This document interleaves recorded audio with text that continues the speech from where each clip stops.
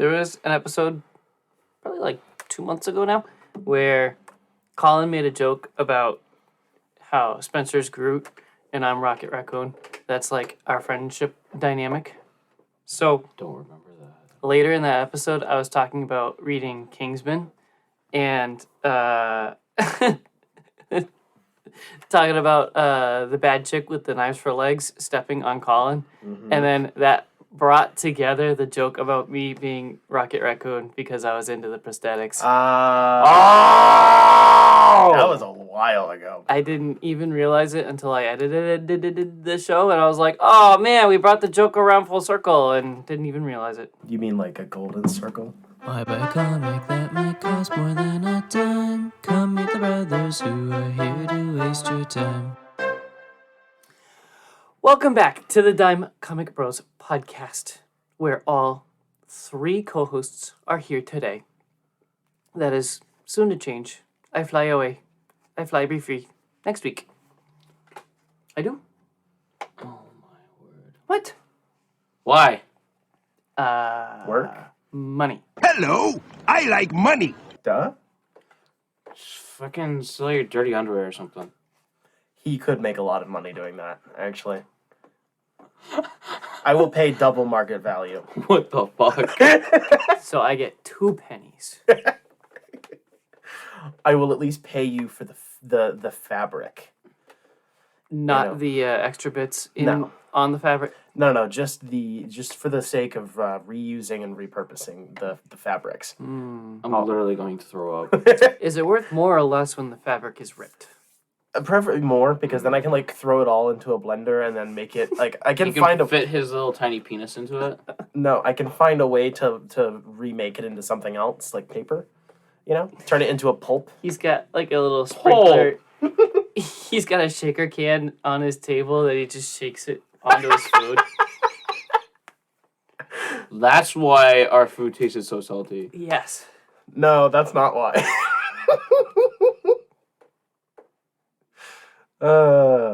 So jumping into Whoa. What? You are Spencer. Yes. I am Jacob. We have no new listeners. I am Collin. We only have my mom. Your mom listens? No, not even. No way. He's just trying to make us feel good. Why would your mom listen? The proverbial my mom. Oh, Rachel. Oh, my mom. Yes. And my dad. That's me. And me. Yes. She's my stepmom. There you go. Because she steps on you. Oh. Let's not go there. Oh boy. Jumping into the news. Feet first. From Gizmodo.com. Fans of the Hulu animated series Hitmonkey had probably long already accepted that the show was done. The series debuted in late 2021, ran for 10 episodes, people liked it, and then it was radio silence for over a year. In today's day and age, the length of non-news almost always means bad news, but for Hitmonkey, it does not. Hulu has reportedly just renewed the animated adaptation of the Marvel Comics series for Season 2. However, unlike the first season, Season 2 will no longer be branded as a Marvel property. Why? Well, Hitmonkey fell under the umbrella of Marvel Television, an offshoot of Marvel that was responsible for shows like Netflix's Daredevil and ABC's Agents of S.H.I.E.L.D., as well as a slew of animated shows announced for Hulu way back in 2019. Those included Howard the Duck, MODOK, and others. However, around that time, Marvel Television got wrapped into Kevin Feige's Marvel Studios, and the studio decided to only make shows that fit under that vision. Of the group, only MODOK and Hitmonkey happened, and MODOK only lasted one season.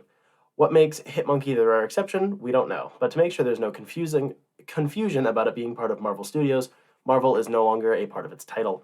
It becomes only the second show to get a new life in the Marvel Studios era. The other is Netflix's Daredevil, which is getting a flashy new Disney Plus reboot called Daredevil Born Again. Hitmonkey, which follows a Japanese snow monkey who becomes an assassin to get revenge on the crime bosses that murdered his family, features the voices of Olivia Munn, Jason Sudeikis, Ali Maki, and Fred Tatasciore.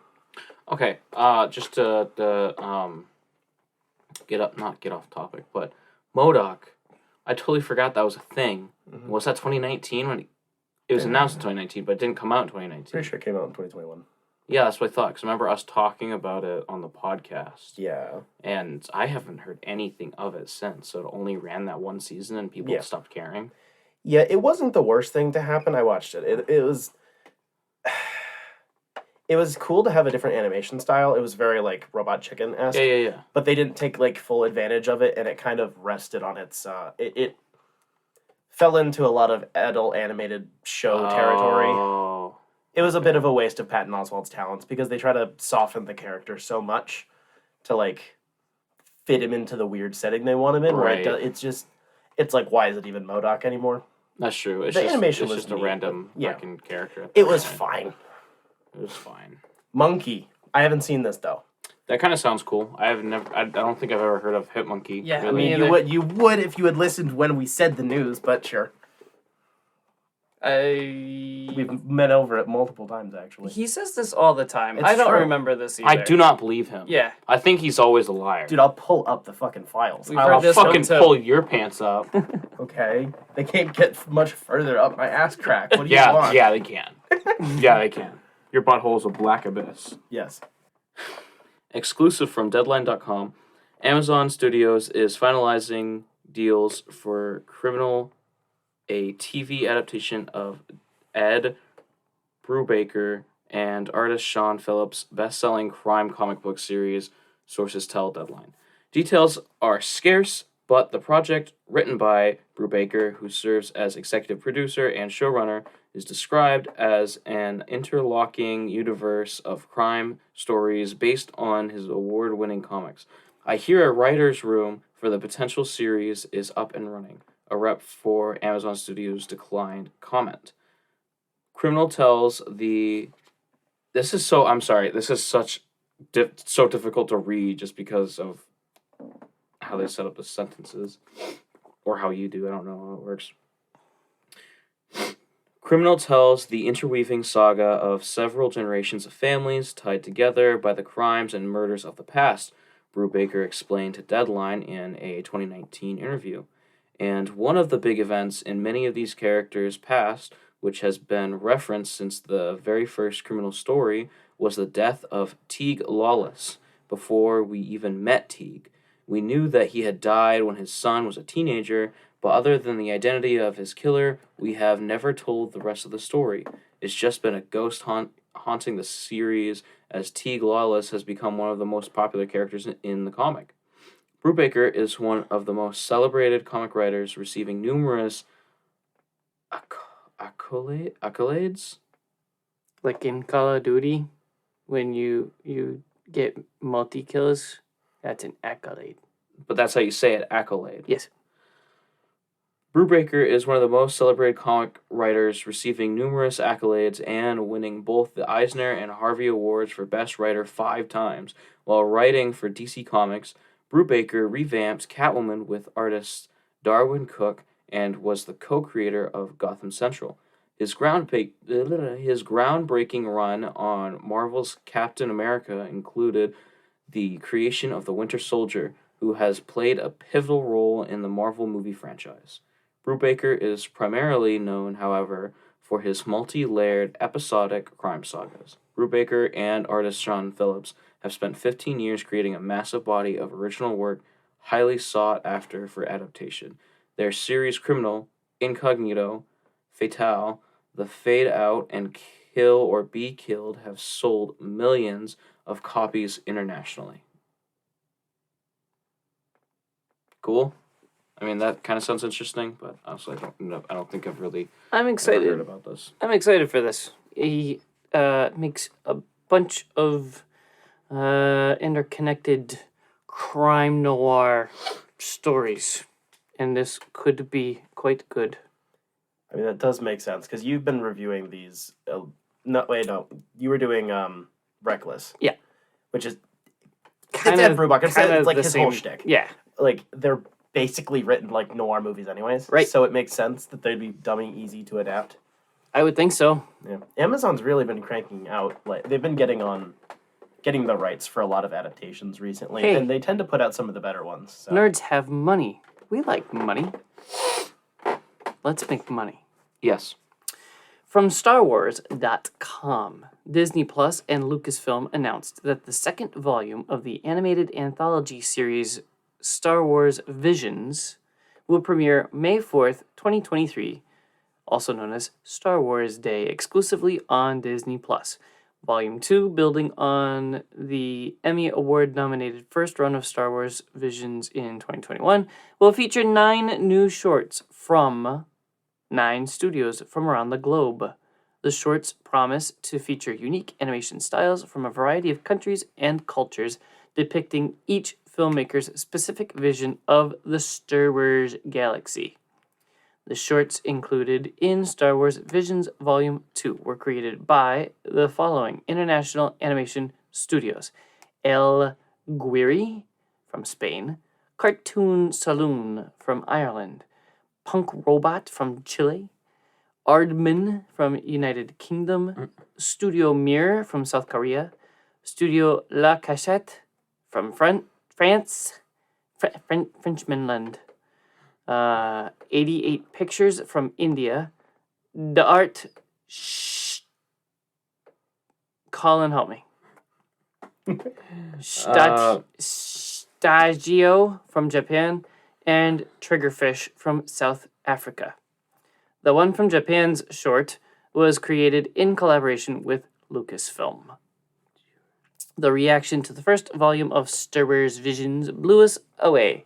We were delighted that this project inspired and resonated with so many people, says James Wah. Insert Waluigi's Wah! That's how you say that name. Wah! Star Wars Visions executive producer and senior vice president, franchise content and strategy at Lucasfilm. We always saw Visions as a framework for celebratory expressions of the franchise from some of the best creators working today. Animation is in a global renaissance, and we're constantly staggered by the amount of creativity pushing the medium forward. With Volume 1, the imaginative minds of Japan's anime industry were on full display. With Volume 2, we expanded our canvas to take audiences on a global tour of some of the most talented creators from around the world. We're so proud to be able to reveal the lineups of studios we've assembled. Every short is incredible, full of heart, scope, imagination, and the values that makes stories distinctly Star Wars, all while opening up bold new ways of seeing what a Star Wars story can be. I'm stupid excited for this. Wow. I'm glad that they're not just going to continue making anime shorts. Not that that's bad, but it's cool that they're branching out. But fucking Aardman? Are you kidding me? There's going to be claymation Star Wars. I'm nutting. I like that they're putting more care into it than the first series. The first one was like, yeah, anybody make anime Star Wars. And it kind of felt like that. A little. It feels like this one's a bit more of a hand-picked group. Yes. The Ronin was really good. Yes. We basically all like the same ones. Yeah. Yes. So this is cool. And we all hated the same ones. Mostly, yeah. Yeah. From comicbook.com, one of Solo, a Star Wars story's most beloved characters, is spinning off into her own novel. Author E.K. Johnson took to Twitter to announce Star Wars Crimson Climb, a new novel that will star Solo's Kira, portrayed by Emilia Clarke in the 2018 movie. Johnston has already become a staple in the realm of Star Wars novels in recent years, penning the novel Star Wars Ahsoka, as well as a trilogy of novels following Padme Amidala, Queen's Shadow, Queen's Peril, and Queen's Hope. There's no release date for this.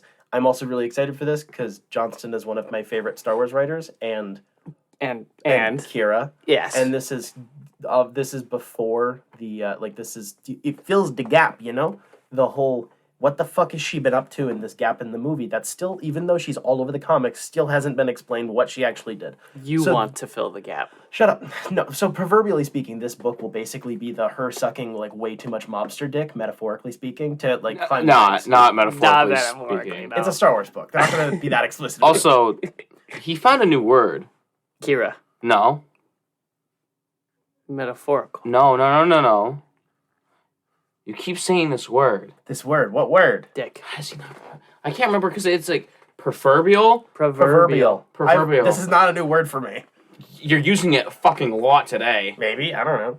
All right, filling gaps. Yeah, that sounds cool. Whatever. From comicbook.com, Star Wars: The Mandalorian's third season may sound different than the first two film Music Reporter reports that Joseph Shirley, who scored the Book of Boba Fett, will compose for The Mandalorian Season 3. In an arrangement similar to the Book of Boba Fett, Ludwig, who scored The Mandalorian's first 2 seasons, will provide the show's musical themes. Huh. I think this is good. Probably. He Also, probably got the short end of the stick on Book of Boba Fett, To be because I do fair, remember the there score being was good sounds in there. yeah, the score was really good on that, Yes. and this is pretty common This is common practice for Star Wars right now. Honestly, the high profile person, quote unquote, comes in. They make the primary theme, like John Williams did for Obi-Wan, and then Natalie Holt did the primary composing with the theme. John Williams also made a piece for Solo before John Powell did the majority of the work on that one. This is kind of common practice for scores. Also, I have a feeling that Goranson's getting kind of expensive because he's a really popular guy right now. Exclusive from Variety.com. Amazon has ordered an animated adaptation of the comic book series Witches. Variety has learned exclusively. Nothing. About witches? I was waiting for one of you guys to be like, it's witches! But it's spelled with a Y. Well, I mean, I was thinking, I'm like, why are we saying witches? And I was like, oh wait, it's Jacob. Yes. And there's also a Y in it, so Yes? yeah. Yes. The comic was created by Scott Snyder and Jock. It tells the story of 17-year-old Sailor Rooks, whose family moves to a remote New England town after a tragic accident, only to discover that a burrow of monsters, ancient creatures that prey on our darkest fears and desires, lurks beneath the town, per the official description. Snyder and Jock will both executive produce, along with Plan B Entertainment, Project 51 Productions' Kevin Cold. He sounds like a supervillain. And Amazon Studios. I mean, both of his names start with K. Kevin Cold. K. What's his middle name? Alex. Cack! Driven by the pairing of Scott and Jock, along with our partners at Plan B and Project 51 Productions, Witches fuses nail-biting horror and evocative drama while unearthing the dark lore surrounding an ancient burrow of witches, said Melissa Wolf, head of animation for Amazon Studios. She said it with an I, witches. Because that's what they are. They are witches. Yes. Yes. Given the haunting and intimate nature of Scott and Jock's well-regarded comic series, we are looking forward to delivering their creative vision to our global audience and expanding our growing roster of animated series. So when this got announced, I actually was nervous for a minute. Not because I think it's not going to be good. It's cool that they're both so heavily involved. But because Snyder has been teasing stuff for like months on end that like there's witches stuff coming, and I was scared that it was only this. And then he confirmed that they are still working on more stuff. So it's not just this, but this is also really cool. Yeah. If it's anything like Invincible, then the adaptation quality will be like mint. No comment? Not really. Okay. Exclusive from Variety.com. A Spider-Man noir live-action series is in the works at Amazon, Variety has learned exclusively. The untitled series will follow an older, grizzled superhero in 1930s New York City. An individual with knowledge of the project says that the show will be set in its own universe, and the main character will not be Peter Parker. This is the second known project based on the Sony-controlled Marvel characters at Amazon Prime Video and MGM+. Oren Uziel will serve as writer and executive producer on the Spider-Man noir show. Uziel developed the show alongside Spider-Man Into the Spider-Verse producers Phil Lord and Chris Miller, and former Sony boss Amy Pascal, who all executive produce. Pascal executive produces via Pascal Pictures. Sony Pictures Television is in the studio with Lord and Miller, currently under an overall deal there.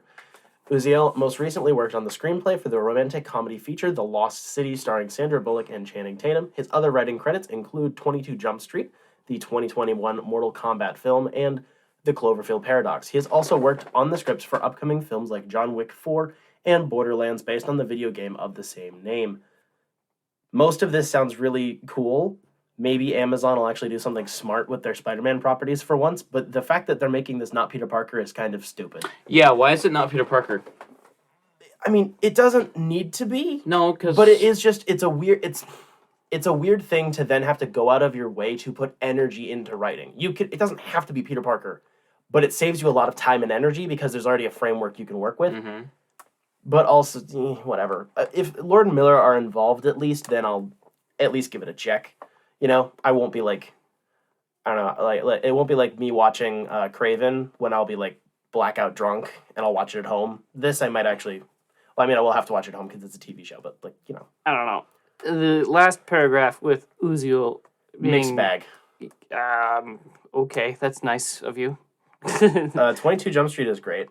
The Lost City, was Mortal fine. Kombat, and Cloverfield Paradox. Paradox is really bad. Yikes. You like the 2021 Mortal Kombat film a lot more than I do. Yeah, But it's still fine, but it still has issues. of course. And he is working on John Wick 4, which looks good. And Borderlands, which we know nothing about. So, mixed bag. It makes sense that they're going, hey, you know how to work within a studio system, you'll take studio notes. That's pretty much always what this sort of stuff is we can bully you into doing what we want you to do. From Gizmodo.com, Mike Mignola's on-again, off-again retirement from the world of his most iconic creation, the supernatural fighting demon Hellboy, has seen the legendary writer-artist return here and there for everything from covers to new series, but his latest expansion of Hellboy's world sees him teaming up with a new artist for the first time. What? IO9? It's a website. Oh. IO9 can exclusively reveal the latest Hellboy spin-off from Dark Horse Comics, Miss Truesdale and the Fall of Hyperborea, penned by Mignola and illustrated by Jesse Lonergan. The 4-issue miniseries will follow the titular Miss Truesdale, one of the final followers of the secret society known as the Heliopic Brotherhood of Ra. Gifted with a vision from the Brotherhood's leader, Truesdale finds her life in Victorian London connected to ancient Hyperborea, and the life of a young gladiator there, giving her an opportunity to tweak the past and change her future. Miss Truesdale and the Fall of Hyperborea begins when issue 1 hits comic store shelves May 17, 2023. Like, How do you feel about this? I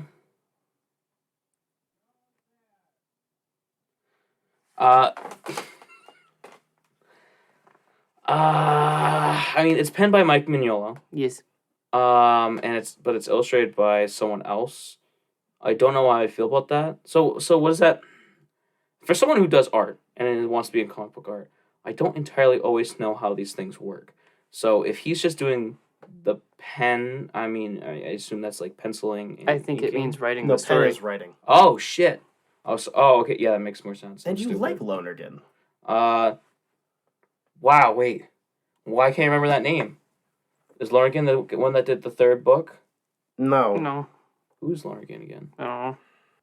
Hedra, Planet Paradise, Second Rider. Oh, Ghost shit! Second- I'm stupid! Yes, you're I'm fucking so stupid. Jesse Lonergan! Oh my fucking word. Yeah, no, I think this would be great. Wow. There you go. That took me for a while. Were you guys upset that I skipped? Yes, you just 7 skipped, like pages. half of it. Yeah. Just because you wanted to say the words Hellboy. Also, I don't want to fucking talk about Pamela Isley. I don't give a shit.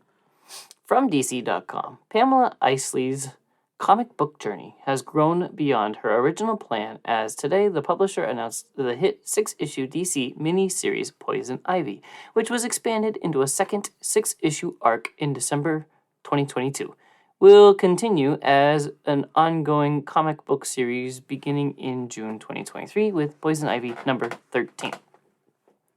Written by G. Willow Wilson, with art by Marcio Takara and covers by Jessica Fong, fan favorite Poison Ivy's quest to undo the wrongs of man and return the earth to the green persists at whatever the cost. The comic book series shines best when we see Ivy being forced to confront humanity, both her own and that of others, and in the process forces the reader to truly see the world. Launched as a limited series in June of 2022, During DC's annual Pride celebration, Poison Ivy's dark, lush, character-driven first story arc focused on an Ivy who is both a giver of mercy and merciless, who is beautiful and deadly, broken and fierce, with psychedelic art and a host of new characters and ethical quandaries that brought Ivy up to the edge of horror from issue to issue. Poison Ivy's second story arc kicked off with 2 issues of interior art by Adagan Shambari, a graduate... It's Ilhan. Oh, that's an L? Yeah. Capital I, lowercase L. Yes. Looks like... It's a different... The widths are different. Adagan Ilhan, a graduate of DC's Milestone Initiative, who brought a haunting, evocative vision to Ivy's newest adventure with impressive shadow work and explosive action scenes, and delivered emotional eco-horror energy while building off what came before to enter a new phase for the green-loving villain. There's a lot of uncited quotes in this.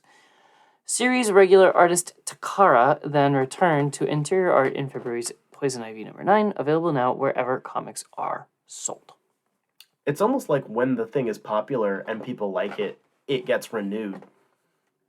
I've been reading this digitally, and it's really good. It's also very self-contained, which is quite strange and good, Yes, thankfully. that She is finally reunited with Harley after, 3 years, so that's cool. I think I'm up to issue 8 right now, so... So if she's playing with the green, how often does she see Swamp Thing? Not, at all. That's because dumb. Not every issue can be a crossover issue, Jacob. We had plenty of that during the New 52 stuff. The green is bigger. It's always getting bigger, every time they introduce something. So the fact that, they shouldn't really be crossing paths that often, because she's not an avatar. She can just control it. So, if it's all organic memory across effectively all of existence, then, that's a needle in, an astronomical haystack for them to just bump into each other, you know? From DC.com, DC has released the first trailer for a new animated film. The hero of DC's Justice League and Rooster Teeth Animations, Ruby, join forces to battle an evil entity attacking Remnant in Justice League X Ruby Superheroes and Huntsman Part 1. You can probably just stop there. Yeah, please don't read that whole thing. It's just absolutely fucking dog shit anyways. It looks awful. It is awful. The trailer shows the animation style, and it doesn't look good. No, it's cheap. It's trashy. There's And nothing good about it. the 3 of us don't care about Ruby. And it's lazy. And it's disgusting. I'm mostly just curious how this got off the ground in terms of who lit this on the DC Studios end. Yeah, why? This would have been greenlit probably 9+ months ago. It's just really interesting who thought this would sell well. Why is because of money. Ruby is very, very popular. This is true. I do not know why. Right? Because it's dog shit. Collin, anime is popular, and most of anime is dog shit. So it really shouldn't That's be not true. That's subjective. No, that is actually fucking subjective. There are so many good animes and mangas. You just cannot get past certain things. Did I say that there weren't? No, I said the majority. And that's Don't not put true. words in my mouth. The majority of anime is fucking webtoons written by a 9-year-old retard. That's the majority of anime shit that's on the internet. It's all manga, you mean? They go hand in hand because they just adapt each other. That's the only thing they do. They don't write anything new, for one. And yeah, Ruby is hot trash. I tried it once 4 or 5 years ago because it was not crazy, and then it was dog shit. So it's cool that it's made by Rooster Teeth in the terms of wow, it's not just huge studio, but it's not good. I think it's makes it worse that it's made by Rooster Teeth because it's so dog shit. Why? But also, Rooster Teeth's probably been dog shit for a while. They have been. So that makes more sense. Red vs. Blue had a decent spike in quality 2 or 3 years ago. It got back to not dog shit again, which was cool because there were so many seasons of fantastic content, and then it just whee! So They did a bunch of Transformers on Netflix. Oh, was that with Rooster Teeth? I'm pretty sure so. Weird. I haven't checked those out yet, but I heard decent things I about kinda them. I've liked heard it. pretty good things about that too. Weird. Yes. Strange. Mm. Fine, then I'll do the next one, because that didn't count. I didn't get to say anything, and Collin doesn't want to speak anyways. From DC.com, Amanda Waller has proven time and time again that she is the most focused and ruthless person in the DC universe, stopping at nothing and for no one to achieve her goals. but she'll have her hands full when she squares off against the heroes and villains of the Wildstorm universe in Waller vs. Wildstorm, a 4-issue DC Black Label limited series. In the late 1980s, as the Cold War stubbornly refuses to thaw, a new battle heats up, this time for the soul of the intelligence agency Checkmate. As the agency's superheroic public face Jackson King, aka Battleon, the former leader of Stormwatch and the symbol of American might, has long suspected that Adeline Kane is up to dirty tricks overseas, engineering horrors that betray everything he believes about service to one's country.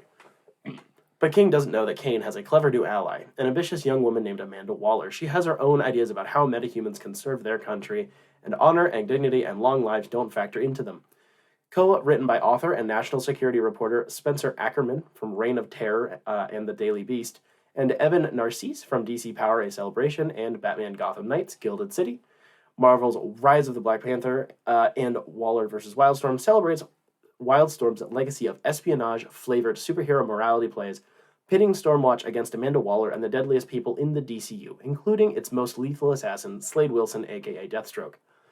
This can't-miss debut issue is available for pre-order now and features art by fan-favorite artist Jesus Marino from Wonder Woman, and the Joker presents a puzzle box as well as Infinite Frontier, with a main cover by Rorschach and current Danger Street artist Jorge Fornes. Issue 1 also features... Okay, didn't mean to keep the other alternative cover stuff. This sounds really cool. Like, really cool. I'm kind of sussed out by the fact that it's being written by a national security reporter. That can go either way. It's not inherently a bad thing. If anything, that makes it interesting. But just purely because that can mean a lot of things, I'm going to go look into it. Because that could mean a lot of stuff. But, like, it's like when Tom King writes some stuff that has to deal with, like, intelligence agencies. Tom King worked for the CIA. So he kind of has an inside bit to it. And he doesn't do it for the sake of making propaganda, because I don't think Tom King likes the CIA. So it could be really cool. And it's cool that it has a unique setting. Mm-hmm. And more Wildstorm stuff, which is really kicking up right now, which makes sense. Wildstorm. It was another comic company that DC bought a while ago. Oh, right. Yep, I'm following now. Yeah. Okay. And also it makes sense that they're going to greenlight this, because James Gunn is getting all over the Wildstorm stuff. Yes, of course. So, from DC.com, throughout DC's history, the brave and the bold has been the launching pad for some of DC's most beloved and enduring characters and teams, including the Suicide Squad, Justice League of America, Metamorpho, the Element Men, Teen Titans, and more. The series has also hosted incredible team-up stories featuring Batman. This May, Batman, the Brave and the Bold returns in an all-new ongoing anthology series with more tales of the Dark Knight, plus stories spotlighting superheroes from all corners of the DC universe. This can't-miss first issue features 4 thrilling tales, including the writing debut of one of DC's top artists. Coming off the spectacular success of Batman, One Bad Day, The Riddler, the Eisner Award-winning team of Tom King and Mitch Gerads reunite for a horrifying 4-part retelling of the first bloody clash between the Joker and the Batman, a tale of loathing, lies, and laughter. This may be the most frightening Joker story in a generation. Superstar artist Dan Mora, Batman/Superman, World's Finest, and Detective Comics makes his writing debut, kicking off a new series of Batman Black and White short stories. In a Gotham City overrun by the cybernetic henchmen of the Joker, the only person who can save us is the mysterious motorcycle-riding, bat-costumed hero of urban legend. The Justice League may be gone, but its enemies aren't. Who will protect the world from the worst of the worst? Ed Bryson from Batman Incorporated and Jeff Spokes from Wildstorm 30th Anniversary Special pick up the story started in the Wildstorm 30th Anniversary Special as Director Bones and his new covert Stormwatch team travel the globe on Black Ops missions to take superpowered weapons of mass destruction off the board. But this is Stormwatch, and as always, not all is as it seems. Down with the Kings starts here. In the Order of the Black Lamp, Part 1, from writer Christopher Cantwell, co-creator Halt and Catch Fire, Breyer, Marvel's Iron Man, and artist Javier Rodriguez, Marvel's Daredevil and the Defenders, Superman finds a decor ring. Decoder. Wow, I was doing so well. Superman finds a decoder ring with a secret message saying, "Save me," which sends him on a quest to solve a mystery with ties to the Man of Steel's past. This 64-page blockbuster debut issue arrives in comic book stores and on participating digital platforms on Tuesday, May 16th. That was a lot. Yes. So I think what they're doing, other than World's Finest kind of being like a long-standing publishing thing they've done for ages, and then they stopped doing a couple of years ago, I think they're merging most of their anthology books back into this one, because we've had a lot of anthology stuff recently, and I think whilst it's been kind of a mixed bag, I know I've been reading a lot of it. I know we've all mentioned that it's like, cool, make people make short stories. Because Batman Urban Legends basically stopped being a Batman book after the first, 5 issues. It just branched out into so many other characters because there are other characters. So it sounds like it's that plus the Batman Black and White series just kind of put into one, so far anyways, one just thing.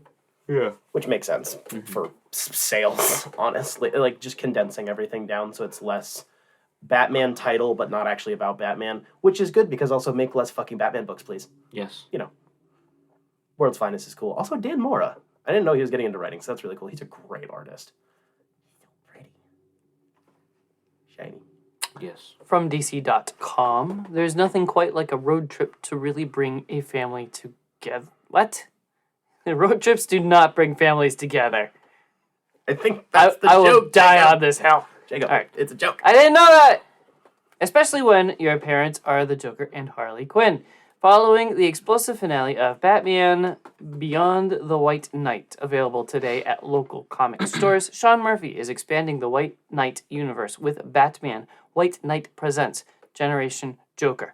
Murphy reunites with co-writers Katana Collins, known for Batman White Knight Presents Harley Quinn, and Clay McCormick, Batman White Knight Presents Red Hood, to bring fans the latest chapter of the White Knight story with the help of rising star artist Mirka Andolfo, known for Sweet Paprika and Superman vs. Lobo. I'm really excited to be expanding the world of White Knight with this new book, said Sean Murphy. I think Clay, Katana, and Mirka are doing a great job of adding more variety to the characters and the universe. Anyone who's wondering what happens to Bruce and the gang after the big reveal in Beyond the White Knight will want to check this out. When the rebellious twins run away in a stolen Batmobile, only Joker Jack Napier's quickly fading hologram has any hope of getting them home safely and keeping them out of the family business. But a life of crime isn't the only temptation young Bruce and Jackie are facing. The kids uncover a dark secret that could bring their dad back to life for good. It's a Lazarus pit. With a wild array of Batman's former enemies and allies on their tails, will the kids succeed in reviving the Dark Knight's greatest foe? Find out as Jackie and Bryce take center stage in the White Knight universe. Also revealed at the end of Batman Beyond the White Knight number 8 is that Murphy will write and draw the upcoming World's Finest White Knight. The story will address Superman and Wonder Woman's inclusion in the White Knight universe and will feature unique twists on the classic characters, including Diana Prince as an FBI agent. Stay tuned for a future announcement on when fans can expect the series to launch. So I think it's cool that they're doing another full-sized presents book like the Harley Quinn one, whereas it'll have some relevant plot information for the big book, but it's more of a side adventure, because that's what the Harley Quinn one did pretty well, was it went over some key details, but the plot itself wasn't relevant. Yes. It maintained its degree of separation, which is cool. It also gives it a chance for a tonal lightning, dealing with a couple of teenagers on a road trip romp. That sounds like fun. And the art does match. I was not a big fan of Superman versus Lobo, but the art wasn't really the problem there. And there's 2 teaser pages at the end of the issue, which look pretty good. And it fits for, I don't know, the viewpoint of a child. I really don't have an opinion until I've probably like seen more about it. That's But fair. I'm not against it. I think there's 3 or 4 alternate covers for the first issue that he put out, and then there's like the 2 interior pages, I think. It feels cool that it's kind of chill. I think they're rolling right into it right out of the last book, but because Beyond was such a big hype machine, and then there were all the delays and stuff, kind of tired. But I'm glad that it's not like a hard break. I thought this was going to be the end. I didn't know we were actually going to get more stuff. That was the thing, was because Murphy, I believe, he said it's like the number changes all the time, but he basically said a while ago that He was thinking about like 5 he books. said that he had 5 main books planned, roughly, and then DC said, "Hey, you can hire a team of people," meaning his wife and some friends, to like write side stories and stuff, and they basically just approved the budget for whatever. But the past 6 months since the first delays for Beyond started, he's been kind of open about being really burnt out on doing Batman stuff and like tired. Not that he doesn't want to do it, but he at least was being facetious and like, I don't know if I'm going to continue. Like DC would let him just drop it if he wanted to, which is good in terms of like creativity. But I think so. Book 4 is going to be the world's finest, and I'm going to assume book 5 is like a big Justice League one. I'm going to say, because the world's finest is going to be like the Trinity and like maybe some other stuff. Just projecting my idea here. So 5 would still make sense, and then that gives it time for another Presents book between them, and then maybe another Presents book between those two. You know, that's like 4 more years worth of content, but he doesn't have to be doing all of it either, because there's other people. The writer for the 2 Red Hood issues is writing part of this series. You know, they're breaking up the responsibilities a bit more. Right. Hardcover comes out in June. Yay. That's fair. DC versus Vampires 2 comes out in April 4th. As I have that one on my pull list. It's one of the last things I actually have on my pull list right now. Nice. Been waiting for that. Super fucking annoyed about the artist, but whatever. Weird. Yeah. From Polygon.com. Before this year's Hawkeye spinoff, Echo brings the deaf street-level warrior Echo and the blind Hell's Kitchen defender Daredevil back on Disney+. Marvel Comics will unite the pair in a new book this May. Also, Jurassic League launches April 18th. Ooh. Oh, it's hardcover. Of course it is. It always comes out in hardcover first. It's disgusting. Polygon has an exclusive look at the new miniseries, which pairs Taboo of the Black Eyed Peas, a seasoned comic book writer at this point, having penned Deadly Neighborhood Spider-Man, Werewolf by Night, and stories in Marvel's Voices, Indigenous Voices one-shots, and his regular collaborator, B. Earl. In this new series, Daredevil and Echo team up to investigate a series of child kidnappings orchestrated by Demogoblin, who hopes to wake an ancient and powerful evil deep within the bowels of the city. There will be bumps in the road. Echo is coming down from a recent stint as the host of the Phoenix Force. What in the goddamn fuck? But together, they'll no doubt stop the classic Marvel villain, rescue the kids, and save all of New York. First off, Benny Earl and I are blessed and thankful to be continuing our journey as Marvel writers, Taboo said in a statement to Polygon. It's an honor to be rocking this new Daredevil project along the amazing, mighty matriarch Echo. We are about to have a blast bringing the heat to Hell's Kitchen. Can't wait for the world to check out this crazy ride. One love. My Marvel journey with Tab has been a privileged blessing, allowing us to explore so many characters, both new and old, as well as tell riskier stories which touch on untold narratives and perspectives, added Earl. To now take that lens and bring it to the iconic character Daredevil is personally an incredible opportunity, since I was raised both Catholic and Jewish. Combining Daredevil's Roman Catholic devotion with Echo's native heritage while weaving back and forth between time periods to explore their ancestors has got me giddy at our opportunity to tell another mind-bendingly marvelous tale. I'm actually pretty excited about this, because it's not tying into the ongoing run. It's just its own little thingamajiggy, and that's cool because holy shit, the ongoing run has so much going on, and that's cool and great, and I love that, and I still can't get into it yet, but like... I like when comics are their own thingamajiggy. Yeah, it's nice, and also I looked at the portfolio from these two, and they do other, like... There has been a couple of... They've done a few Spider-Man books that are, like, kind of linked to each other, but, like, they're just little... Not low stakes, but, like, they're clearly, like, we're just doing a short story and it'll be over type stuff recently, which has been cool.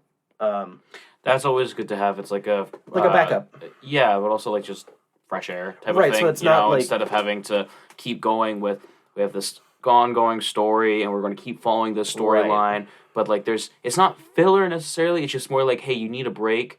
Us as readers, whether they think it or not, they need a break. Right. But also the people who are writing / drawing and inking or whatever, give your guys a break. It puts less responsibility on their shoulders, not to make less stuff, but because not every issue of your ongoing series has to be a good introduction to the run. That's been we've all bitched about this, but like the biggest issue with a lot of ongoing runs is they have to repeat so much information like in the first couple pages because they don't know if you're a new reader or not, and they don't know how many issues they'll have unless you're like fucking Chip Zdarsky's run where he knows he can just go forever so he doesn't care, which is cool and great. But like jumping in, like that's not something I'm scared by. I just don't have the time and I want to get nice collected edition, so I'll wait.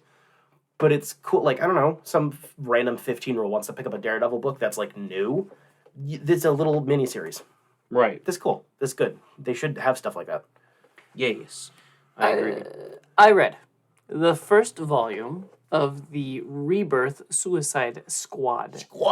It is called The Black Vault. It has issues 1 through 4 and another number 1. It was kind of its own thing. Written by Rob Williams and penciled by Jim Lee.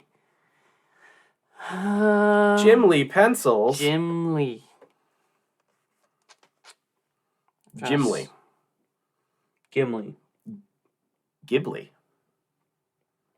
Ghibli. Giblets. Thank you. I was waiting for giblets. The Suicide Squad are sent to the bottom of the ocean to a secret freaking getaway, supervillain getaway, I guess. I don't remember. Because they're told that there's a person there that they have to get, and there was like a black hole that brings in Zod from Elseworlds, I think. And they fight him, and there were also a bunch of bad guys that I didn't recognize, and they meet a new character. I forget her name. She's got like crazy computer skills that aren't explained at all, and I don't know. It was kind of just the issues went really, really, really fast. They felt super short. It felt like a couple of pages for issues 1 through 4. It was really weird.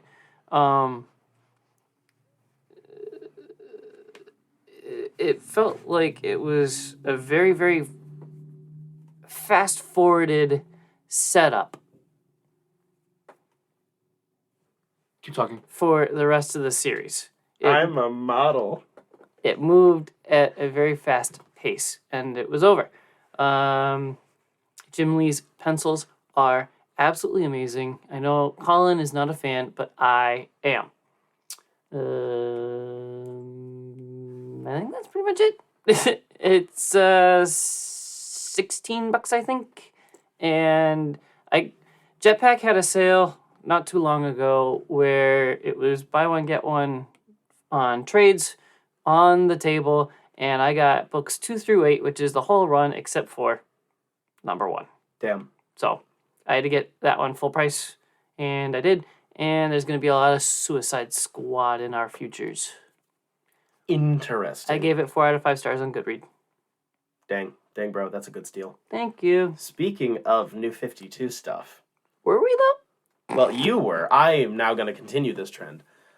I thought Rebirth was like in between. I don't wait, understand. No, you said Rebirth. I'm dumb. Never mind. I'm stupid. I wasn't even listening. Okay. I wow. thought you were even making it. I thought you were making a dumb No, joke I'm on just purpose. Yeah.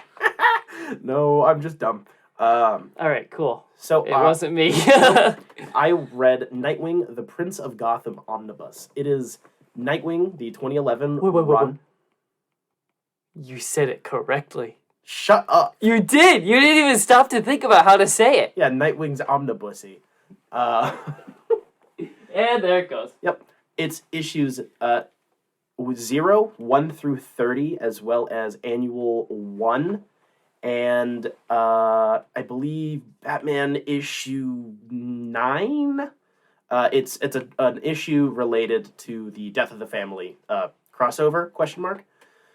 Basically, as we all know, the New 52 squished the timeline a lot and made everything really confusing for no reason. So this is primarily written by Kyle Higgins with various artists, but primarily consisting of Eddie Barrows. Mostly Eddie Barrows and Brett Booth.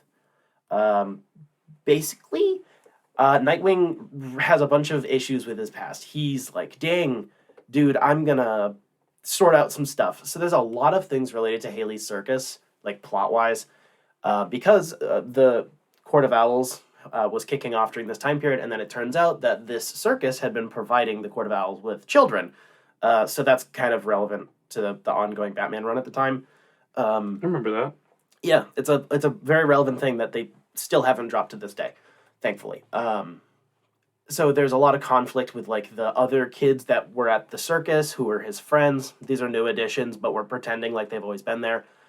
Some more re-exploration of Dick's childhood and the death of his parents and whatnot. Some flirtation with... No, what is her name? Tony Zuko's daughter. And then also turns out that Tony Zuko is not dead.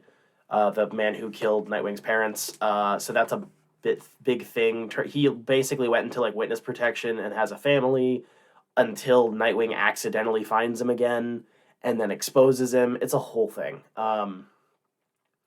This is kind of a normal run, if that makes any sense. A lot of particularly Bat family characters, a lot of their runs are like, dang, it did this different thing, or it turned this thing on its head. And like, Nightwing had a lot of comics before this point, but they were all done by so many different creative teams, they didn't have much of a through line, which can make them kind of hard to read or like track his progression as a person.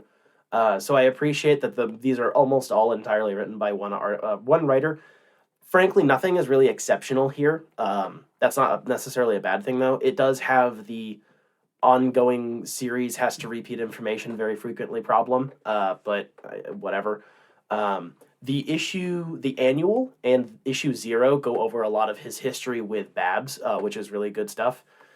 This also canonizes the worst Robin outfit ever. The outfit that they tried to give Dick Grayson during this time period was atrocious for like his original Robin suit. I think it's still technically canon, but people just don't talk about it. Which one? Talking about that weird red one with the orange, yellow. like Yeah. You squint. I get the idea, but it's not good. He crosses over with Babs a couple of times, which I also read that run not too long ago, so that was cool. Actually seeing where everything connects. He fights off the Court of Owls. He helps Batman. He deals with Joker dying and then Batman disappearing. He moves to Chicago for a little while in this bone. He gets new roommates. He deals with roommate problems. And his identity is exposed to, like, one person. Like, he inspires this 10-year-old kid to go, like, try to avenge her parents, I think her foster parents, like, death or whatever. So Nightwing has his little I'm Batman but better moment where he's, like, willingly being vulnerable with a child to gain trust and stuff, which is really cool. On the whole, the art is all fine. Nothing really stood out, but none of it was abysmal. This has a lot of early 2010s digital glossiness to it, which I'm not really a big fan of. Most of the character designs are fine. This features the red Nightwing suit, which I don't think anyone's ever said why they wanted to do that, but I don't mind it. The blue suit is better, and it's iconic, but I don't mind him having an alternate red suit, especially since it's so visually similar to the blue one. It's just a color swap. He wears it for the entire run. No real developments there. It's fine. There is one little change, which they have towards the end when the artist changes, and inside the mask, there's, like, piping around the eyes that's red, which I think is a really cool detail. Like, it's the normal, like, domino Nightwing mask, but, like, just, like, it almost looks like eyeshadow, but it's not. I just think it's a cool look. It's not bad. No, I think for the red suit especially, it works well, to break it up a little bit around the face. Kyle Higgins is a fine writer. I haven't loved any of the stuff that he's done, but this run on the whole was pretty solid. It was nice to just read a Nightwing run, start to finish. And this ends with the Forever Evil event, which is where some publishing shenanigans go on, and then the DC shoves in characters from other publishers. But basically, Dick dies. He gets killed by Lex Luthor because there's a bomb on his chest. It's a whole thing. The event is not included in this book, which I understand because it's a fairly large event. It's just annoying to have to go look on the wiki because the last 2 issues of this are like him fighting Batman is the second to last issue here, where it's just you're dead, but people think you're dead, but I brought you back, so I want you to go be a spy. I want you to use your identity being blown to the world and you being thought of dead to go look into this shady organization and all this sort of fun stuff. The art in that issue is really bad, but I really appreciate the dialogue, whereas it's Batman and Dick fighting throughout the entire Batcave, like bloody knuckles to the death type fight. It's gnarly. Like, it's Batman. He's beating the crap out of him. And Alfred's, like, on the other side of a door. Like, what is going on in there? Because he doesn't know that Dick is not actually dead. A lot of the better issues came out of the last 5th of the run, but it was just kind of weird. So it starts off strong, and the momentum kind of dies because there's so much crossover stuff. Definitely a good run. I bought it for $100 off of eBay. It has a cover price of, I believe, $125. I think the cover price is reasonable. Most of the time, DC's omnibuses have a decent cover price. Marvel's don't. But I think the DC ones are usually worth cover price, and I was glad I got this one for less because I believe it was only in print for a short period of time. So I got a decent deal on it. It's a good starting place for Dick Grayson if you're not, I don't know, you're just interested. It's a good spot so far from what I've read. It's a good starting place for Dick. It is a good starting place. They'd only make a few butt jokes in the whole run. I was impressed with their restraint, honestly. They acknowledge it, the butt is there, but it's not like every other minute, you know? Right, like how most of those things are. So I recently... You have to look at the microphone. I will. Stop bugging me. Fine, I'll do my fucking job. Jacob will finger you. Yeah. I recently watched, I hope I say his name's right, Gennady Tarkovsky. Gennady Tarkovsky. Gennady Tarkovsky. Tarkovsky. There, it's closer. Tarkovsky. We'll run with it. All right, so I watched his Samurai Jack from season 1 through 4 all the way to season 5. Season 1 through 4 was originally Cartoon Network, and season 5 was brought back through Adult Swim in 2017. Samurai Jack follows a samurai from the feudal Japan who is trying to defeat this great evil known as Aku, and in almost defeating him, he gets sent into the future through the power of Aku's evil dark magic, and everything that he knows from the past is gone, and he's pretty much like hundreds or maybe even thousands of years into the future at this point, and he's in a world that he does not know, and he goes on this adventure to try to find a portal back to the past, Samurai Jack, so he can defeat Aku for real. I never watched it growing up. I wish I did, but I wasn't able to because they never made reruns. They never put on reruns of Samurai Jack when I was watching cartoons. And I don't know what the reason for that is. I didn't look too deep into that, but I was paying attention towards certain episodes for the show. Like, I was trying to see if it followed like the normal cartoon at the time where like everything is kind of filler. And they don't really have a story, but I knew Samurai Jack had some story to it. And what's funny is when you watch those episodes, you're like, should I skip this episode? And then there's this moment between Jack and like a different character, or like just a moment with Jack that you get to witness, and it makes up for like the time in the episode where you're thinking, should I just skip this episode and go to the next one? Because you want to find the like good episodes. But I think all the episodes are really good, with art and the ways of telling story. There's not that much dialogue, which is good. I think is good because I like seeing action, and I like seeing just emotions through visuals, show don't tell type of thing. I think season 3 and 4 are actually like the best seasons because there's a lot more lore heavy episodes. It shows you backgrounds. It shows you like what he's supposed to be in the future, like the reasons why he has to stay in the future, like he can't go back, and just certain characters that you meet is so much fun. I think my favorite character besides Samurai Jack is the Scotsman. Scotsman, he's just so funny. He's so ridiculous and Scottish. He's like, laddie, what are you doing, laddie? Some stupid shit. And he's got a gun for a leg. That shit's awesome. This is what happens when we let Russians make art. Yeah, pretty They much. just make the weirdest stuff. I love the show. I think the ending was weird on a different level, not a different level, but like in a different way. Like he's finally back to the past, but I don't know. I guess I'm not going to go into detail, but I just felt like it was weird how they ended it.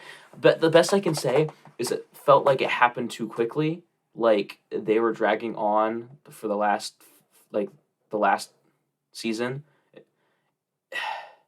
Let me back up.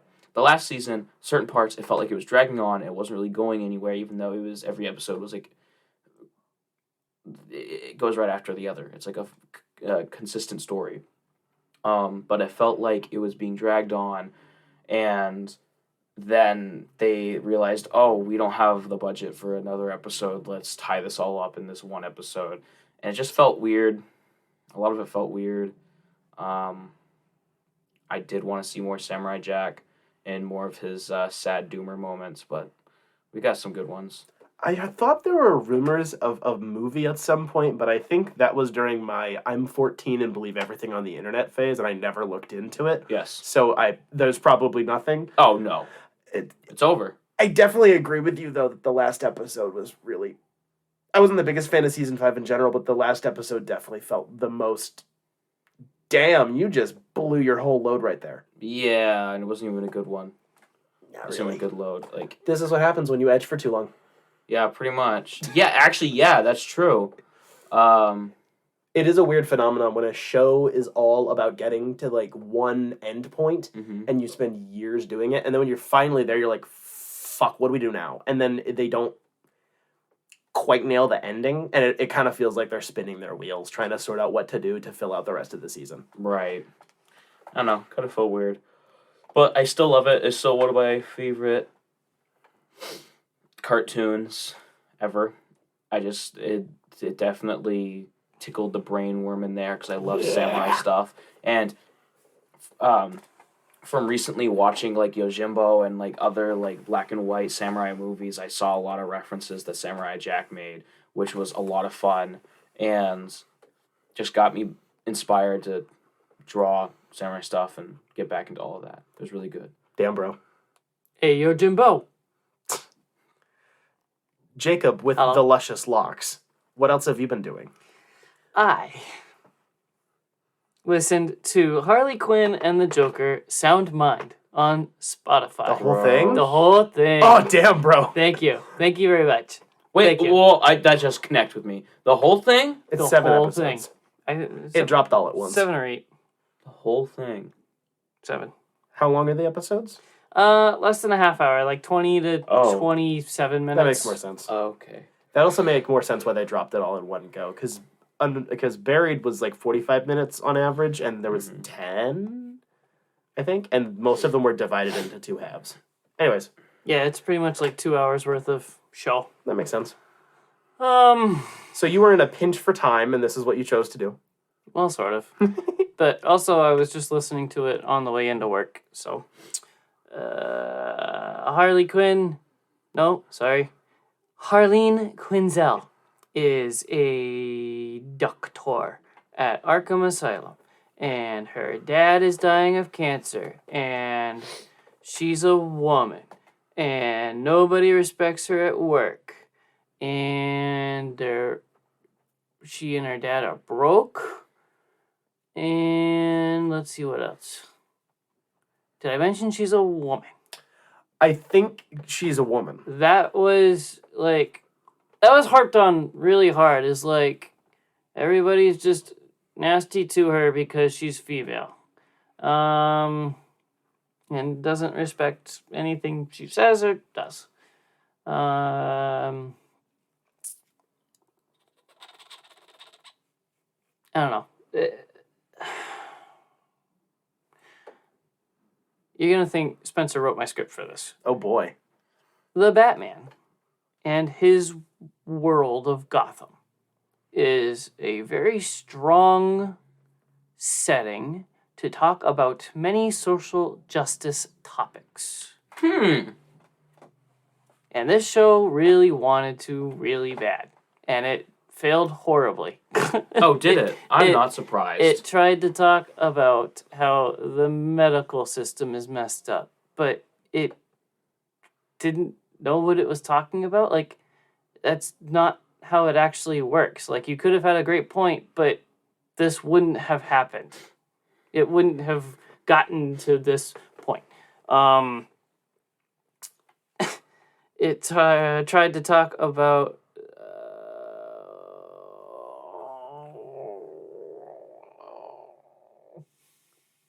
I don't know. It wanted to really hard, but it didn't. It was horrible. It was boring. There was a lot of nonsense, and I was kind of hoping that it was like all in her mind, but it wasn't. Was there anything actually more unique than other recent versions of this story we've seen? From where you're sitting. Because you've read a decent bit of them, to be fair. Like, lately. And by that, I mean Harley. Yeah. One of my biggest complaints was that the Joker was extremely inconsistent. And he was, like, straight-laced for the most part, and just a smooth talker the whole time, which was another reason why I thought it was all in her mind, because that's what they did in Harleen. He's, like, Prince Charming and gorgeous and is nice to her all the time, but that wasn't how it was in reality in that book. It was just how she saw him. But that's not what was going on. He was just a straight-laced guy with, like, a couple of crazy issues, but not even that, really. He says that he could rob a bank because it's child's play, and she needs money to get her dad fixed. And she's like, oh, really? You could do that? Would you do that for me? And breaks him, signs off on the papers to just release the Joker. He's fixed now after a couple days in Arkham, and he robs a bank.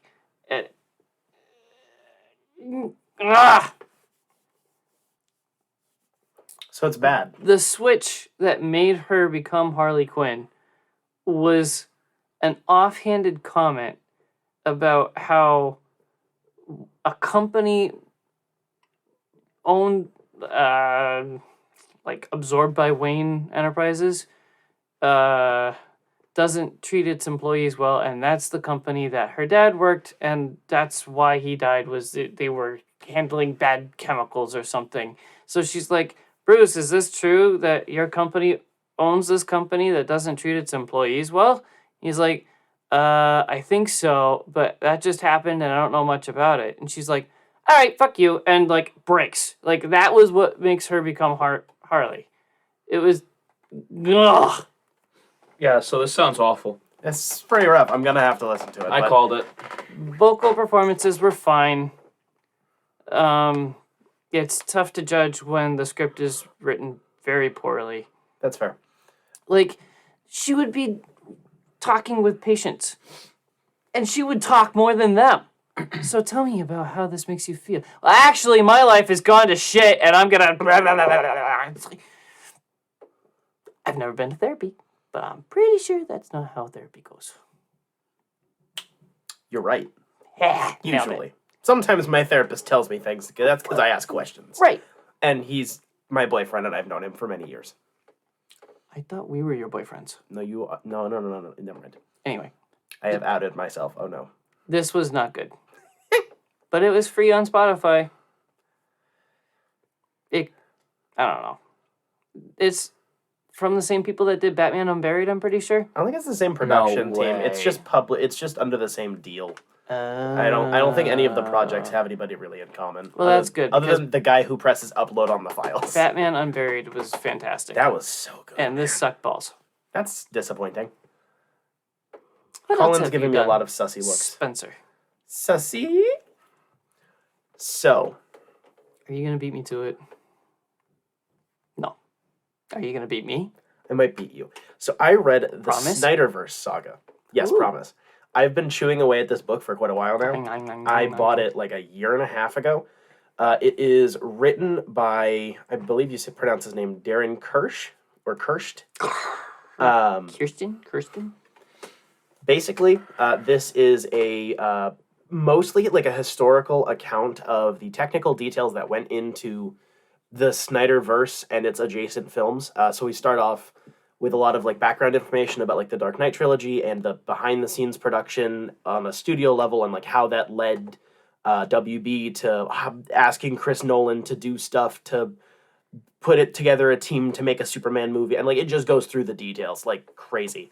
The amount of sources in this book is like this is probably one of the best pieces of like specific journalism I've read that's like not to be weird about the things we like, but like serious journalism. For like pop culture stuff, this is phenomenal work, like disgustingly good. It's thorough, it's detailed, it's not dry, which is the impressive part when it's primarily consisting of descriptions of trailers, recapping of interviews, and like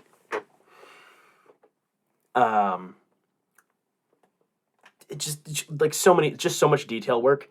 It's extremely hard to make that interesting to read, especially considering, frankly, I know most of a lot of this stuff. Not every single detail, but a lot of this I'm very familiar with. It goes through every movie's production, non-chronologically. It does bounce around a little bit, which makes sense for the narrative it's trying to tell about the themes it's trying to drive in certain chapters and like larger sections. Each chapter and section is broken up with pieces of artwork by different people from like the community, which I thought was cool. It goes all the way up to the end of the release of Zack Snyder's Justice League on HBO, the Blu-ray release, and some details about the new Snyder projects on Netflix, which I think was a nice detail to add. The book isn't like trying to bait a response out of the reader, especially if you're like a Snyder cultist already like me. Like it's not trying to be like, it's not even a rallying cry. It's just like, I wanted to write this all out because I think it's cool and important. And also, maybe if you want the guy to be happy, you should go support his other work as well, which I think was nice. I have like no qualms with this book, like at all. It was really good. It was a well-written piece of mostly just objective writing. It's not very narrativized. It's fairly impartial, despite being written by a fan. I'm genuinely impressed with the framing given to different situations. And it was nice going intentionally blurred. And it's nice going through a lot of this sort of stuff because some of it's been a while since I remember some of these events. So there's some little tidbits I picked up here and there that I wasn't super familiar with or I didn't have confirmation of. They're like sitting in the back of my head. I'm like, I think this is true, but I might be wrong. And getting like specific sources, this interview on this date with this person was really cool. It takes a while to read because it is so much technical information. I mean, it goes into like the different lenses used on movies. It's intense. So I kept it at work and I would read it on my breaks for like a few weeks. I bought it off of Amazon, I think for about $15 to $18 for a paperback. It's a good sized book. The print is easy to read, but it's not too spaced out. It's well edited. There's like no errors that I picked up on. Everything's formatted well. The chapters are good sizes. Strong recommend, honestly. I think more than anything because it's not really narrativized. It's not so culty. I think Jacob might actually enjoy reading it for like the technical stuff. Wow. So what's up with? So this is about Snyder stuff. Yes. What is this whole thing about the Netflix whatever? Why do I keep hearing that shit? I don't understand what's going on. A couple of years ago, Snyder signed a deal exclusively with Netflix. Because WB treated him like shit, he said, I don't really want to work with you guys anymore. Yeah. I have my own stuff I want to do. Yeah. So he has a lot of projects coming up with Netflix, and a few of them have already come out, like Army of the Dead, which is Yeah. its own franchise now. We have Oh. Rebel Moon coming out later this year. Yep. Like, that's that sort of stuff. Okay. We don't talk about the morons trying to convince WB to sell Superman rights to Netflix. They're stupid and they don't Yeah. know how movies work. We don't talk about that. Okay. No, it's just, this is just I'm following along now. You don't Yeah. have to explain it. Well, that was cool. How many stars on Goodreads?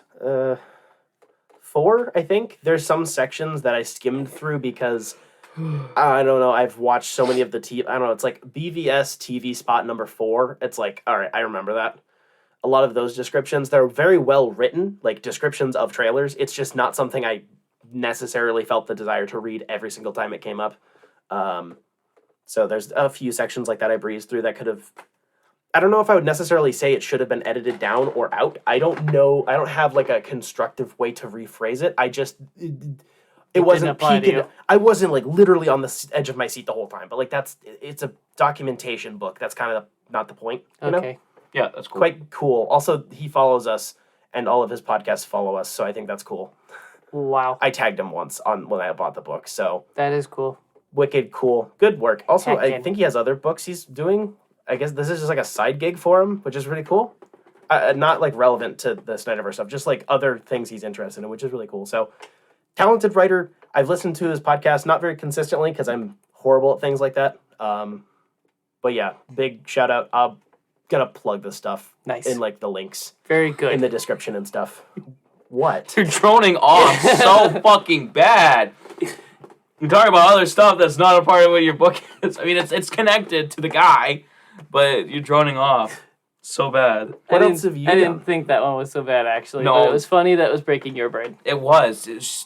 I'm done. Words. I watched Gendy Tartakovsky's. Why Russian? Why do? Gay Man Tartar. Got it. So I watched Gendy Tartar's Primal on HBO Max. He's forever going to be called Tartar to me. At the dawn of evolution, a caveman and a dinosaur on the brink of extinction bond over unfortunate tragedies and become each other's only hope of survival in a treacherous world. So these characters are called Spear and Fang, which I'd learned that like after I finished the show. I'm like, oh, that's actually kind of cool that they call them Spear and Fang. But they are brought together because Spear's family got eaten alive by these T-Rexes. And so he's basically, like, after that whole thing, he's kind of, like, trying to hunt down those T-Rexes to kill them and then probably kill himself. And so he finds T-Rexes that he thought were the ones that ate his family. And in reality, it's his future friend, Fang. And she is a single mother who has 3 little baby dinosaurs, and he basically gets in a battle with her until the real T-Rexes that killed his family show up, and they're about to try to eat them and the babies. Eventually,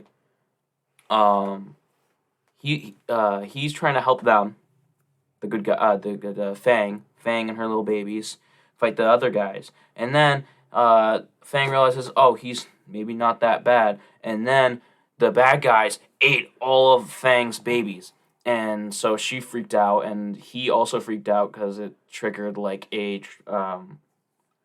PTSD from seeing his family get killed, so he like murdered them in the most brutal way possible, and basically after leaving, Fang just follows him, and he's like, "Arr!" And then she's like, "Arr!" And that's how they talk all the time, and I love it. And then now they're best friends. it's kind of like they just walk around in the first season and they just do things until they meet this escaped slave named Mira, and then she is taken away in season 2, and then season 2 is about finding her again. But season 2 is more detailed in a way. How I took this show is that it's kind of like it takes you through time in like an evolutionary kind of way, and like kind of mashes a bunch of history together, because we see him go from killing dinosaurs to fighting weird monkey men that are doing black magic, to more dinosaurs and more monkey men, and then we go to Vikings, and then he starts fighting Egyptians, countries in India, and then Greece, and it kind of takes you through all of these parts, and eventually you end up in Africa, where Mira was originally taken from, because she was taken by the Vikings as a slave, and they end up there finally, and Mira, like, through the course of, like, season 2 is kind of like a love interest in a way. Like, you can tell that's supposed to be that way, but Genndy has this weird way. He has a weird way of making romantic relationships, and also has problems making endings. He's like that for some reason. And so what happens is that Viking Man dies. Viking Man comes back by Tur. Tur gives him power. He go after our primal dude, goes after Spear. Spear is unable to really defeat him because he's a giant flaming ball of thing. And then they both die at end. And then at end, Mira is like, oh, let's have the sex so that you can be remembered and I can carry your baby.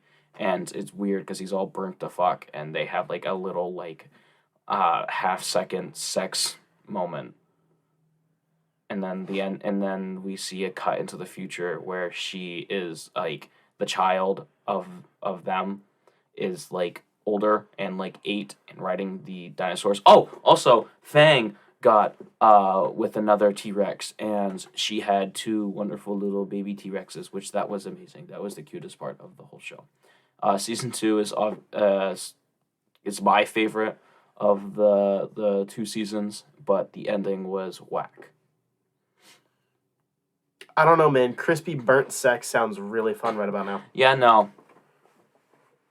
I do like all of the noises that Spear made. If Padme was not pregnant or in the middle of giving birth on Mustafar, she would have walked over to a crispy Anakin and they still would have boned. Mm-hmm. So, just throwing that out there.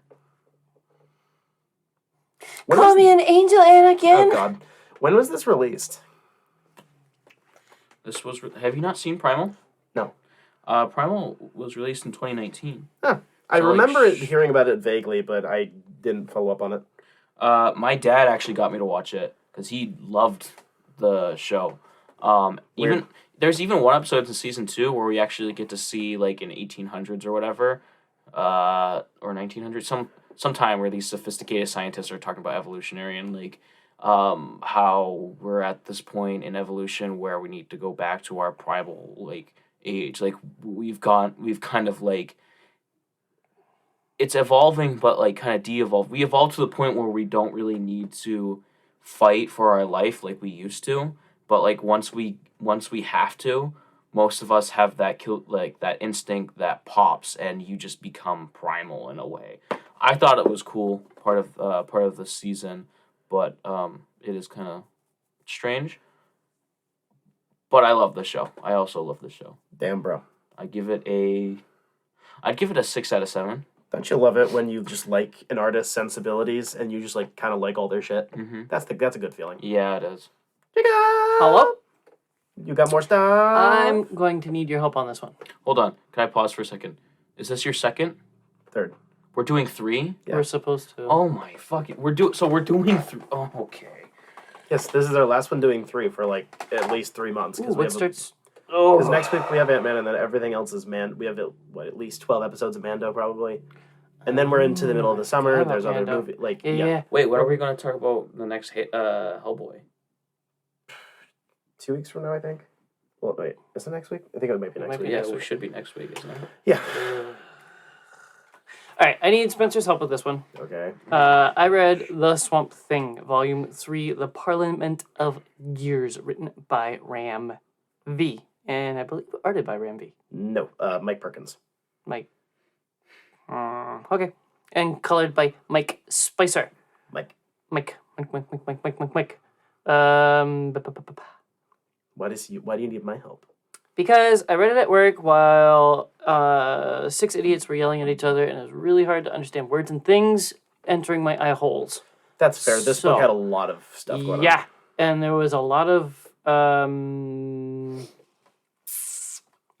is the word? Figurative language. Metaphorical analogies? Yes, metaphorical. Thank you. That I didn't get because 6 idiots were yelling at each other Fair. as words were entering my eye holes. So, colors were pretty, and the green beats machines, and I don't know if it was my copy of the book or if it's just how the book came out, but the pages felt heavy. It felt very heavily inked and colored. It was very, very full.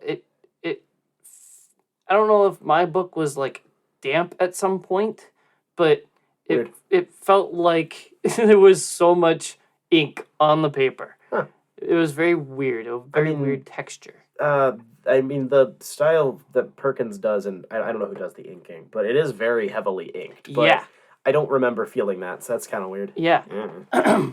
But it was very impressive just how full every single page is. It's amazing to look at.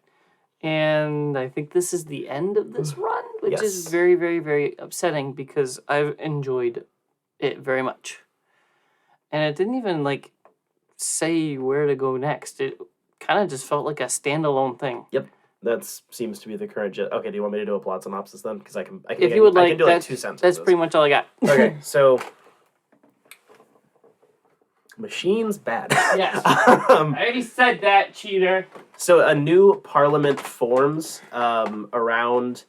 There's a bunch of companies doing stuff and things in the background of this whole run. So they all come together, as well as the guy whose name I don't remember, the man in the desert.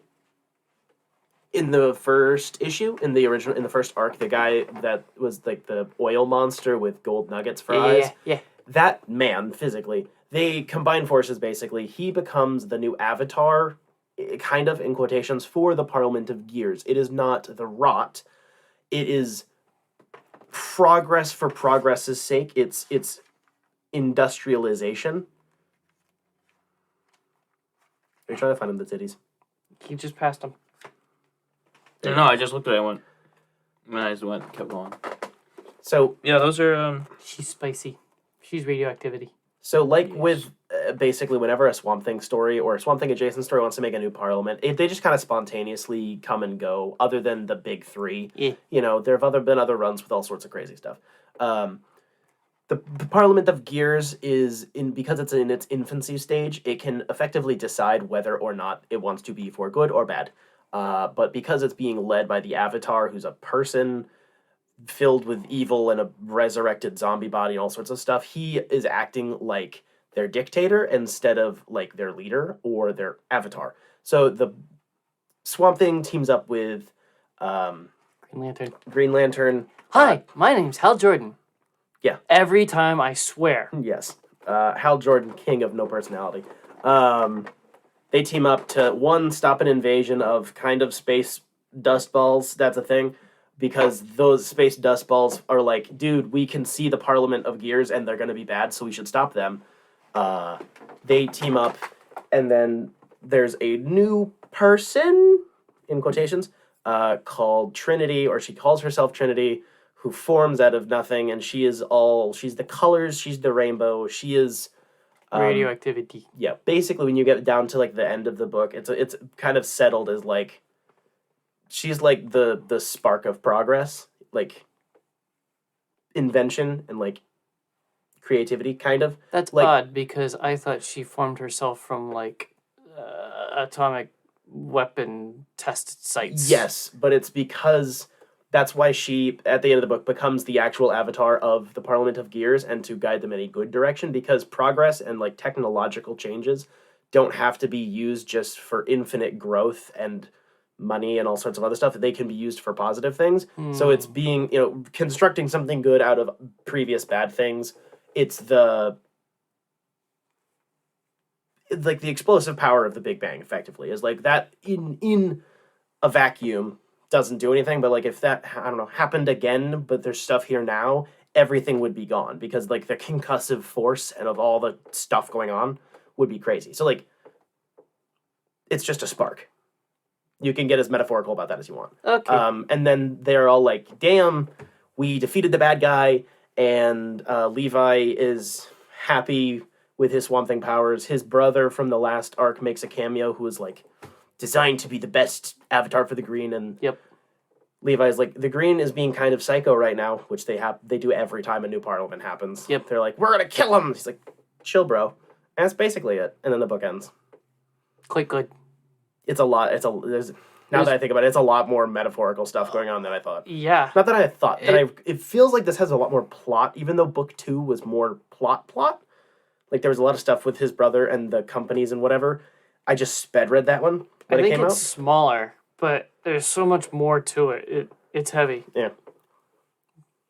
Much good? Much good. Yes. 5 out of 5 stars. Oh, that Green Lantern outfit, though. Ooh, Yeah. That cover is still one of my favorite things I've seen in a long time. The covers are amazing. I loved the one where Swamp Thing has the Green Lantern logo on his chest, and it's the classic Green Lantern cover, but with Swamp Thing as the Green Lantern. Oh, good. He's like in the dark. It's very hot. Nice. Would you like that to count as 2 reviews so we can end this quicker? Sure. Wow. Yes, Collin. please. Give me a question. I have one. Oh, did you stay up with Jurassic League? Have you been reading that all the way through? I think I have all of them right now. But you haven't read them. Except for like the last issue, I think. But I haven't read all of them. I think I've read the first 4 or 5. Are you going to continue reading it? Yeah. Yeah. Yeah. That wasn't much of a question then. Why? What were you gonna? I wanted to know more about. I haven't heard about it since you covered the first issue. Oh, Beans. Don't get political. give me a question then. I have a thing. Okay, hurry. It's a shitpost. What type of animal would Wonder Woman have as a pet? So we've gone over. So we have Crypto. Like Superman is a dog guy, obviously. Ace. We've argued, mostly me, that Batman's kind of more of a cat guy, but the dog is fine because Ace is usually great. What type of animal would Wonder Woman have as a pet? Batman already has a cat, but not like this. Shut up. I like that. That's true. What would she? she have, and like why? What would it be? Jacob is so excited. Read my thoughts. Okay, let's say it at the same time. Oh gosh. 3, 2, 1. Ferret. Really? I was gonna say falcon. Ooh. I was thinking bird because of freedom, but I thought that'd be too simple. I didn't actually have something in mind. I was genuinely asking a question, but once I started thinking, I'm thinking chinchilla, because soft and cuddly. This You is know. his topic. He needs to explain ferret. I literally don't care. I just want to end this. It's just because fucking they wiggle. episode. It's because they wiggle. Because they wiggle. But But the chinchillas are also kind of exotic, and yeah, she's that's kind why of I was thinking. exotic. That's why I was thinking exotic. I was saying ferret because I thought it'd be funny, and for someone like her to have like her pet is a stinky little sock. That would be cat, funny. I think that would be funny because it would help with her like murderous intent brain. She would feel a little bit less high and mighty. Falcon. Yeah, she is very high and mighty. Stinky The sock falcon would baby. land on her freaking magical gauntlet, and it would help her in fights because it's a murder burb. Murder burb is also valid. Yes. Rare burb is cool. Okay. Thank you to our patrons over at patreon.com/dimecomicbros network. If you would like to help keep the lights on, not always literally, Jacob turned the lights on and I don't like it. It was dark and my eyes were happy. You would and financially support the show, you can go to said Patreon. There are a bunch of different tiers, recently reworked tiers at that, because Collin told me to do something, and I do what I'm told. You can get shouted out every episode, like we owe Caitlin and Jeff Lawrence, as well as pieces of artwork, sketches, etc., all sorts of crazy stuff. On Stickers. Lots of stickers. All on different tiers. Early access to this show, as well as Dime Gaming Bros, our second podcast. Exclusive access to Dime Comic Bros and Dime Gaming Bros Happy Hour, which is our little extended mostly shit talking After segment show. of booze and stuff and things. Sometimes it's ASMR. It's a little weird. Also, a thank you to our partners over at Jetpack Comics and Games in downtown Rochester, New Hampshire. I am getting stickers there. I'm like creating a big stash for myself of their stickers. I don't know why. It's just an urge, but they have Kyle and Rich and Ralph's faces on them, and I think it's funny. I don't know why. Go there and tell them that we sent you, and then steal all their stickers and buy a lot of books. Don't steal their stickers. Okay. Proverbially steal the stickers. You're allowed to take one per purchase. Take one free sticker with every purchase. Yes. That's the third time he said that word. Sticker. Preferably. Yes, preferably. Next week, we'll be discussing the 2019 Hellboy movie, as well as a mini review of Ant-Man and the Wasp Quantumania, which we'll be watching in a couple of hours, and I'm about to go get wasted before watching that. Wow. Such a personality. I know. Thanks for listening. Go away.